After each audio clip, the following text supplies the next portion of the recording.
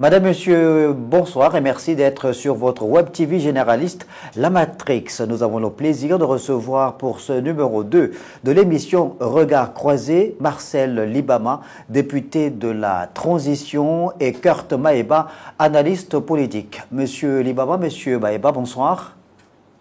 Bonsoir. Merci beaucoup d'avoir accepté notre invitation pour faire le point sur les sujets qui font l'actualité au Gabon. Le sujet notamment en rapport avec l'adoption par l'Assemblée nationale du nouveau code électoral. Les députés de l'Assemblée nationale de transition qui ont donc examiné et adopté ce nouveau code électoral. Avec vous, on ira dans le détail des points forts de ce code électoral censé garantir la transparence électorale au Gabon. Et en second plan, on fera un point sur le récent remaniement du gouvernement de la République, un gouvernement qui devrait donc répondre aux attentes des populations gabonaises. Alors, le premier point consacré à l'adoption par l'Assemblée nationale, l'examen et l'adoption du code électoral, il y a, selon les avis de certains observateurs, des avancées. Vous allez nous dire si vous considérez que ce sont des avancées, certaines modifications donc de la loi électorale au Gabon, notamment en ce qui concerne Marcel Libama, le point relatif à l'affichage des procès verbaux des élections devant chaque bureau de vote, la présence des représentants des candidats dans les bureaux de vote, de même que celle des observateurs. Qu'en dites-vous sur ces deux points ? Bien, effectivement, il faut d'abord partir du précédent code électoral, partir de la dernière élection que nous avons eue dans ce pays. Alors, si rapidement, vous savez que la dernière élection, il n'y a pas eu de représentants de l'opposition, ça s'est passé à huis clos, il n'y a pas eu de proclamation de résultats à la fin de dépouillement dans les bureaux de vote, tout ce qui a entraîné le coup d'État, qu'on a rebaptisé coup de libération. Donc, de ce point de vue, on peut dire qu'il y a eu des avancées en termes de transparence, particulièrement au niveau du bureau de vote, parce que maintenant, le dépouillement se fera en présence des représentants des candidats. Ils auront droit à un procès verbal. À l'issue de la proclamation dans le bureau de vote, on doit maintenant afficher les résultats, ce qui va permettre à la population, au moment de la société civile, à certaines organisations, de filmer l'ensemble des procès verbaux. Et qui peut me permettre même aux états-majors des partis politiques de donner déjà des estimations le même jour. Si vous avez les représentants de tous les bureaux de vote et vous avez filmé tous les procès verbaux et vous avez fait les calculs, vous êtes à même, dans votre camp politique, de dire combien de députés vous avez eu, combien de conseillers municipaux ou départementaux vous avez eu, quelle est la place qu'occupe votre candidat à la présidentielle dans l'échiquier. Kurt Maeba, est-ce que l'affichage des procès verbaux dans les bureaux de vote et la présence des représentants des candidats dans le bureau, mais également des observateurs, peut garantir la transparence électorale? Est-ce que on pourra enfin, au terme de l'affichage de ces deux éléments-là, notamment l'affichage des procès-verbaux, mettre fin à ce que certains acteurs politiques ont condamné, notamment ceux de l'opposition, en termes de réécriture des procès-verbaux au sortir de chaque scrutin? Oui, il faut dire que c'est une avancée. Si tant est que les procès-verbaux sont affichés en présence de tous ceux qui les ont signés, et que tout le monde est susceptible de déjà les filmer et de pouvoir faire des estimations de centralisation des votes. Bon, vous êtes sur les avancées. Malheureusement, le temps ne sera pas notre ami sur cette première émission. Il y a... Est-ce que vous relevez vous relevez des limites? Est-ce que vous relevez des limites? Oui, les limites, oui, il y en a.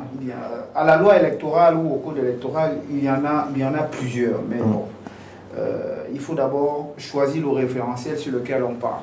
Nous partons d'une élection quasiment galvaudée en 2023. Est-ce que vous comprenez? c'était On parle même pas quelque d'élection. chose, c'est indescriptible.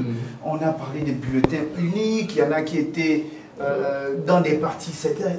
Donc, on ne va pas refaire le procès de l'ancienne code électorale, mais celui-ci comporte clairement des avancées. Et il faut, avant de pouvoir apprécier à froid les évolutions du nouveau code électoral, il faut se poser clairement des questions. Lesquelles? Et on va où?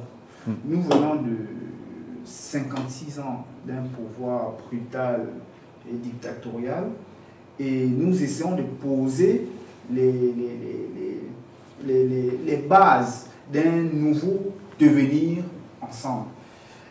On a donc quoi? On a du côté gauche les anciens d'un système qui passent le temps à diaboliser ce qui se fait de bien aujourd'hui et à être nostalgique de ce qui sont faits, entre guillemets, de bien hier. Mais le référentiel est mauvais. Et je pense que le code que nous avons est déjà bien. Sauf, maintenant, je vous disais que le temps n'était pas notre ami, sur certains aspects qui sont beaucoup plus rétrogrades que nous le pouvions imaginer. C'est quoi une guerre? La guerre est la continuation d'un affrontement idéologique. La guerre froide, c'est la continuation de l'affrontement idéologique entre le capitalisme et Le communisme. Et le communisme. C'est ce qui a produit, c'est d'abord un affrontement idéologique qui a conduit à des guerres, c'est-à-dire à une manifestation de la violence. Il est donc mal avisé aujourd'hui de penser que les personnes qui sont au service de la guerre puissent se mettre à la disposition de la politique sans se retirer définitivement des fonctions qui sont les leurs au sein des forces armées. C'est-à-dire, nous voulons avancer, mais nous ne pouvons pas avancer en reculant. Le militaire a deux fonctions. La première, c'est de garantir l'intégrité du territoire national. La deuxième est celle de garantir la sécurité et la paix à l'intérieur des frontières de la nation. Or, aujourd'hui, malheureusement, les militaires, sans préciser qu'ils soient officiers ou sous-officiers, sont susceptibles de concourir à des élections. Dans quelles conditions? Elles ne sont pas très bien précisées. On dit qu'ils peuvent aller prendre l'autorisation temporaire, c'est-à-dire qu'ils ne se mettent pas totalement, c'est-à-dire qu'ils ne démissionnent pas de l'armée. Parce que pour pouvoir techniquement être candidat, il faut se débarrasser de ses armes. Non. Ils ne démissionnent pas totalement, ils vont prendre une petite permission, se permettre de déposer une candidature et de battre campagne. Ensuite, on ne précise pas, sont-ils capables de venir regagner leur fonction militaire? Nous ne savons pas. Ce sont des choses qui sont en contradiction avec les règles de la République. Je vais aussi aller sur l'autre côté, le volet des magistrats. Le magistrat est là parce qu'il est garant de la justice, donc de la justesse, donc de l'équilibre de la décision juridique. Mais à partir du moment où il est connoté, il porte un habit politique, il y a des chances que la décision qu'il sorte lors d'une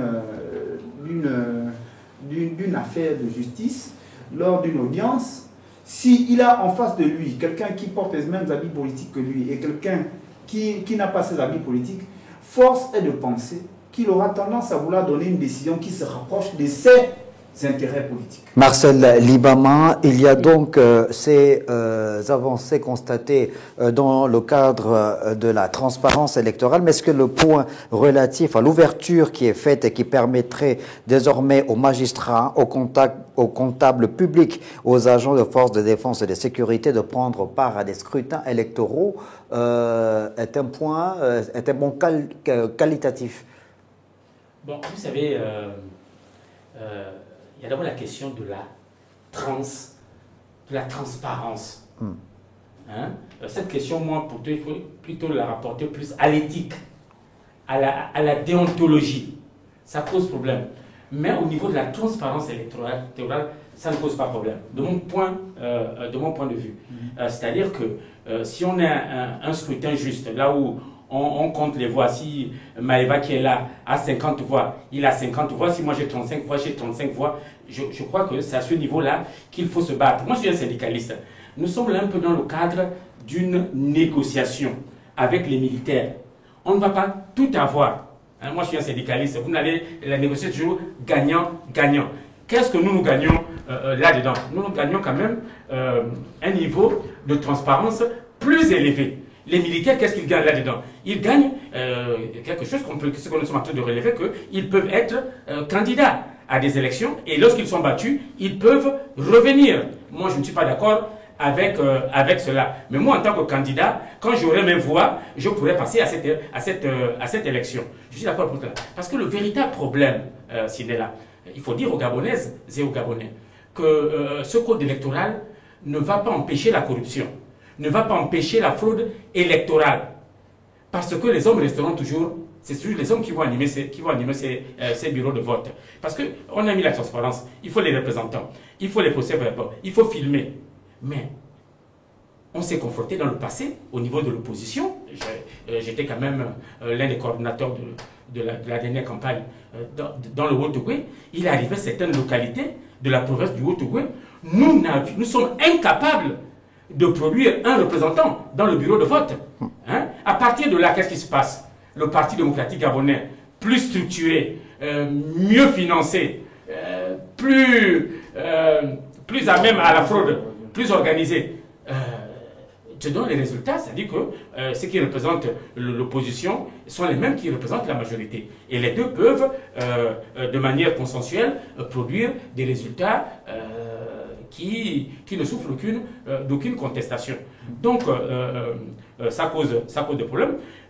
Il y a aussi la confiance que nous devions avoir au niveau du ministère de l'Intérieur. Nous n'en parlons pas assez, parce que les gouverneurs, les préfets, les sous-préfets qui vont organiser cette élection font partie de l'administration, donc nommés. Et on sait que les nominations au Gabon reposent particulièrement sur le clientélisme. Hein, sur le kounabélisme, le mouchokinisme, comme nous le relevons, sur des relations familiales. Donc ça peut causer problème. Mais là, le législateur a pris soin de mettre à côté du ministère de l'Intérieur une structure, un organisme qui va contrôler, qui va veiller à ce que les règles du jeu soient respectées et que les citoyens ou les membres du bureau de vote peuvent se rapprocher de cette structure pour relever un certain nombre de manquements. Donc on ne pouvait pas tout gagner. Ce code électoral est loin d'être parfait, mais c'est une avancée considérable par rapport au code précédent. Et il faut ajouter que nous, les députés issus de la société civile comme de l'opposition, on a pu franchement se faire entendre. Beaucoup de nos propositions, beaucoup de nos amendements au niveau de l'Assemblée nationale sont passés. Hein, quand vous voyez des durs à cuire, hein, comme l'honorable Jean-Valentin Leyama, qui n'est pas béni oui, qui ne vote pas souvent ce type de code. Si vous voyez par exemple le code que nous avons eu pour l'organisation du référendum et le code que nous avons aujourd'hui, c'est le jour et la nuit. C'est vraiment aux antipodes. Alors, donc, il y a plusieurs propositions qui ont été faites par les députés de la transition. Le texte devrait être également examiné par l'Assemblée nationale afin peut-être de l'adopter par le Sénat, afin de l'adopter peut-être à l'identique. Sur la question en rapport avec la corruption, Marcel Libama, vous avez fait état de cette corruption souvent présente, semble-t-il, lors des différents scrutins au Gabon. Il y a un point sur le plafonnement de toutes les campagnes, Kurt Maëva. Là, c'est une innovation. 50 millions de francs CFA maximum pour les locales, 30 millions au maximum pour les sénatoriales et 100 millions maximum aux législatives et 10 milliards pour l'élection présidentielle. Je crois que ce sont les cautions, ce sont des propositions. Est-ce que le point sur le plafonnement, vous le trouvez intéressant, Kurt Maëva? Oui, bon, j'ai lu une œuvre qu'on appelle le prix de la démocratie. Et ça met on va dire, en évidence les disparités qui sont constatées sur le terrain en matière de financement de la vie politique et surtout financement des activités politiques. Bon, on ne nous précise pas, malheureusement, force est de constater qu'on ne nous précise pas d'où est-ce que les citoyens sortent des montants comme ça pour aller battre campagne.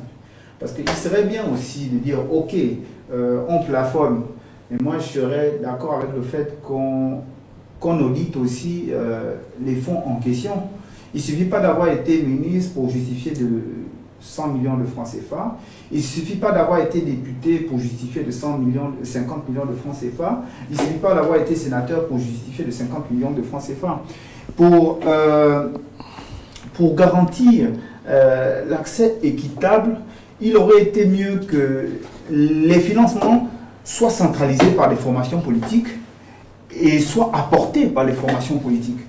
Comme ça, on serait sûr qu'il n'y a pas de lobby autour des formations politiques, il n'y a pas de groupes d'influence, il n'y a pas de groupement d'intérêt qui viennent influencer le jeu politique. L'argent est là, oui, mais les plafonnements sont faits, oui, mais la source des fonds, justement, c'est ce qui, à mon sens... Kurt Maeba, sur ce point, il y a une précision justement en rapport avec ce point, en rapport avec le plafonnement, c'est qu'il y a une exigence de produire un compte de campagne prévisionnel et un bilan de campagne comptable devant être certifié par la Cour des comptes.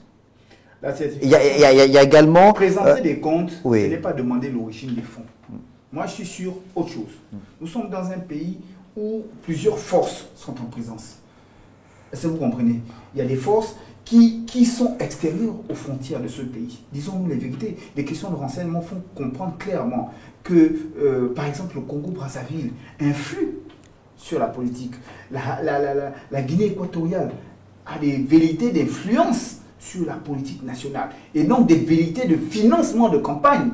Et je ne vais pas revenir à ce qui a été dit en 2016 ou bien avant. Bon, on a lu dans la presse que certains acteurs politiques auraient parfois bénéficié du soutien financier de certains pays voisins. Encore qu'il faut pouvoir le prouver, non, évidemment. Il n'est pas question de le prouver. Oui.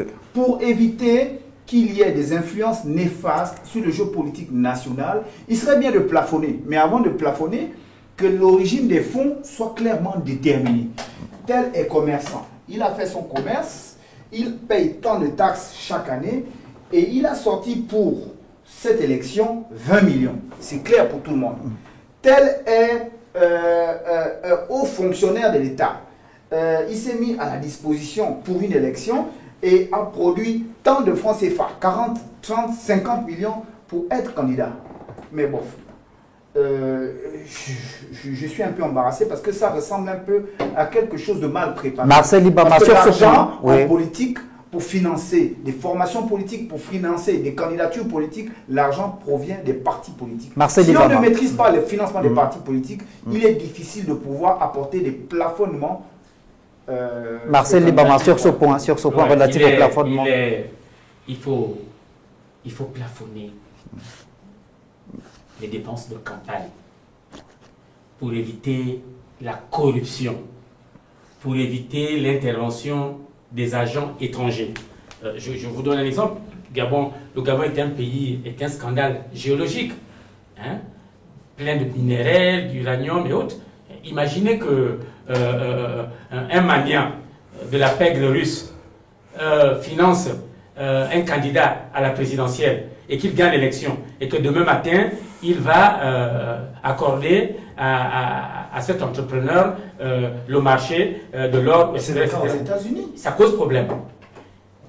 Alors, autre chose, le Gabon, l'État, finance les campagnes.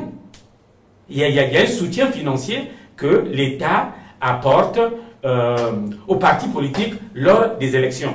Si on prend la dernière élection, on apportait un soutien financier en fonction du nombre d'élus locaux, en fonction d'élus nationaux, des députés, et on donnait un financement. Moi, j'estime que lorsque vous recevez de l'argent du contribuable, vous avez l'obligation de rendre compte.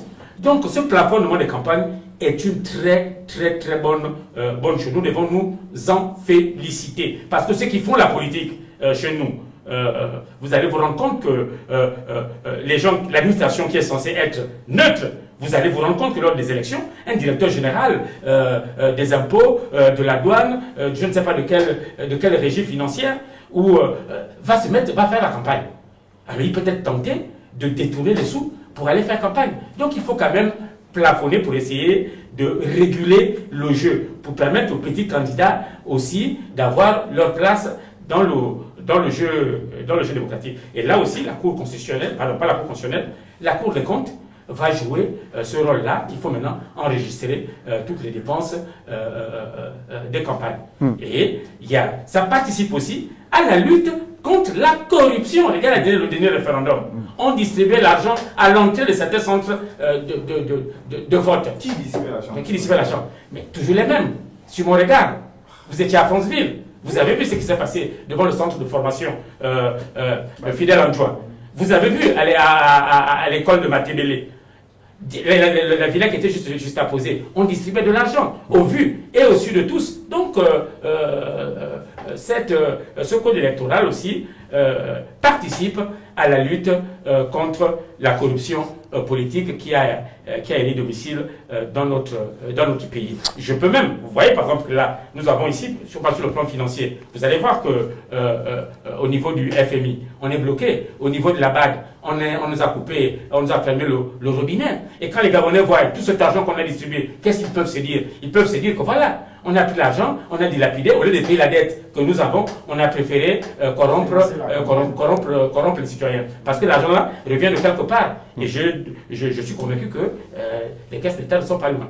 On va terminer cet entretien, ce regard croisé sur un autre point qui, évidemment, fait l'actualité au Gabon. C'est le point relatif au remaniement du gouvernement de la République, le gouvernement Raymond Dansima III. Cœur Thomaeba, que retenir? Quel enseignement tirer de ce nouveau remaniement du gouvernement? C'est un piège. C'est un véritable piège parce que nous constatons malheureusement il y a certainement au sein de la transition une volonté de bien faire les choses. Malheureusement, force est de pouvoir constater que la transition s'entoure tantôt dans le gouvernement de bonnes intentions, mais le gouvernement seul ne peut pas agir lorsqu'on a un Parlement qui est à plus de 70% acquis à l'ancien système. On veut changer, mais sans changer. Je suis d'accord. Le départ, par exemple, du ministre des Sports, c'était un tocard. Je ne sais même pas comment on a pu maintenir. Alors, vous n'y allez pas avec le dos de la cuillère. Non, mais il faut dire, M. Marc Augan, sincèrement, je ne parle pas du 12-1, je parle de toutes les successions, incapacité de démarrer le championnat. Non. Ouais, ben c'est une situation, pardon, du championnat, c'est une situation héritée de l'ancien régime que le secteur y avait trouvé. J'ai été reçu à la présidence, le président a donné des instructions, le championnat a démarré cette année au lieu de démarrer en septembre de l'année dernière. Je ne veux pas faire le procès des gens, mais on change pourquoi? La seule chose qu'il faut chercher à changer, c'est la mentalité. Ce n'est pas les hommes. Si vous changez les hommes sans changer la mentalité, les gens vont vouloir reproduire la mentalité de fait, c'est-à-dire celle qui est admise comme devant agir. Le président doit agir. Le président doit agir en changeant les choses. Mais peut-on changer lorsque l'impunité est la loi? Lorsque l'impunité est le mode de fonctionnement actuel? Tel a volé, il n'a pas été puni, et depuis qu'il a volé, la petite sœur de tel a volé, le petit frère de tel a volé, récemment encore dans les régies financières, le fils de X et Y ont volé, ils sont à l'étranger, un directeur de cabinet se retrouve en prison, bon. Personne n'est touché, c'est-à-dire que, ok, on veut construire un pays en voulant donner des bonnes orientations, en changeant de stratégie, mais le vol, le détournement des deniers publics est devenu, je sais pas, voilà, c'est un sport national. Alors, c'est le championnat national. Sur ce point, quand vous parlez de voler, alors est-ce qu'on parle de soupçons de détournement, soupçons de vol, sachant évidemment que ces personnes sur qui pèsent certains soupçons, il y en a qui sont en liberté, sans que parfois la culpabilité n'ait été prouvée. Les personnes sont déplacées. Parlons le cas de Gab. La personne a été déplacée. Les personnes sont déplacées. Les personnes. On estime que les personnes n'ont pas bien géré, que de l'argent a disparu. Les enquêtes sont diligentées. On ne retrouve jamais qui a volé, qui a fait quoi. On est dans l'impunité. C'est comme ça que fonctionnait Omar. Je suis désolé. Marcel Libama, alors sur le point relatif au remaniement du gouvernement de la République, il y a eu 10 nouvelles entrées. Le Premier ministre, chef du gouvernement, sous les orientations du président de la République, a comme voulu apporter un souffle nouveau. Il y a eu, je crois, 5 sorties de ce gouvernement-là. Une augmentation du nombre des membres du gouvernement. Il y a certaines voix qui se lèvent pour estimer qu'on n'aurait peut-être pas dû augmenter le nombre des ministres, ce qui équivaudrait à une forme d'augmentation des charges de l'État, sachant que le Gabon est empêtré dans une situation financière quelque peu tendue au regard de ce qu'on a lu comme communication officielle de la Banque mondiale en rapport avec les décaissements gérés à l'endroit du Gabon. Quel est le regard que vous portez sur ce fait? Bon, je reste un peu dubitatif. J'ai l'impression que la montagne a accouché d'une souris. Je recherche un peu la cohérence. J'ai suivi le discours du président de la République à Tchibanga. Il avait vraiment frappé du poing sur la table. Je pensais qu'il devait avoir un remaniement ministériel à la suite du discours du chef de l'État à Tchibanga. J'ai aussi suivi le président de la République lors de la promulgation de la Constitution. Et c'est la seule phrase qui a été fortement applaudie ce jour-là, quand le président a dit ceci, que la nouvelle République, le nouveau Gabon que nous aspirons, il prônait le changement des nouveaux visages et de nouvelles pratiques. Alors, lorsqu'on a la fin, parce que les échéances électorales se susurrent aujourd'hui, on annonce fin mars, début avril. C'est les projections qui se font dans les couloirs. Mais on est à la veille de l'élection. C'est plus le moment des réformes. Les réformes, c'est au début de la transition. C'est au début du mandat qu'on engage des réformes. Mais à la fin du mandat, on caresse maintenant la population dans le sens du poil. Donc le gouvernement qui devait naître devait être un gouvernement de campagne, un gouvernement pour faire gagner le président de la République. S'il est candidat. Non, ça ne fait l'ombre d'aucun doute. Vous savez, une femme qui a fait 10 gosses sait reconnaître une grossesse à 10 km. Il sera candidat. Les activités qui vont participer à sa candidature sont maintenant en train de se mettre en place. Il y a des marches qui s'annoncent ici et là. Nous connaissons cette machine. Ce sont les pratiques du PDG qui sont en train de se mettre en route pour le président actuel. Ce qui est d'ailleurs dommage et ce qui n'est pas en phase avec des nouvelles... Non, c'est pas condamnable. Sur le plan de l'éthique, les Gabonais ne veulent plus voir les façons de faire, les manières de faire du système ancien. On utilise déjà d'autres formules, d'autres façons de faire. Donc pour moi, ce gouvernement souffre de cette tare-là, parce que ce gouvernement-là, personnellement, je le trouvais trop technocrate. Je pensais que à l'approche des élections, on va remanier dans le sens d'injecter un grand nombre de politiciens, pur jus, des manœuvriers, parce que la politique au Gabon, il faut connaître le territoire, il faut connaître les familles, il faut connaître les territoires, il faut connaître les clans, il faut connaître un certain nombre de choses. Il faut savoir négocier le jour comme négocier la nuit. Et ça, ça ne s'apprend pas. C'est l'expérience qu'on acquiert lors des différentes campagnes qu'on a eu à faire. Or, je trouve que ce gouvernement semble aussi ne pas répondre à ce critère-là, à ce format-là que je suis en train de décrire. Par contre, Parce que il faut retenir que le remaniement, c'est juste, comment on appelle ça, consiste à revoir la liste des membres du gouvernement. Et on revoit cette liste, soit à l'issue d'un remaniement, où on veut faire rentrer de nouvelles têtes, etc., etc. Mais quand je regarde bien le problème qu'on a à l'heure actuelle, c'est que les décaissements sont bloqués au niveau du FMI, sont bloqués au niveau de la BAD. Et si on veut remanier, ça veut dire qu'on en fait un bouc émissaire, le ministre de l'économie. Il faut bien que quelqu'un, à tort ou à raison, paye les pots cassés. Et on a désigné ce dernier. Je ne suis même pas sûr qu'il ait une responsabilité là-dedans. Je connais quand même l'éthique et la valeur de ce membre de la société civile. Et il y a les autres ministères. Parce que si le président, de ma part, il voulait bien nommer dans le sens de booster les projets de développement, il aurait dû le faire avant la mise en place du budget. Parce qu'on se trouve avec les ministères dont la loi des finances n'a pas prévu des dépenses. Voilà un peu, donc c'est fait un peu de briques et de blocs. Mais je voulais terminer en disant que le plus important, de mon point de vue, c'est les hommes qui seront demain appelés à animer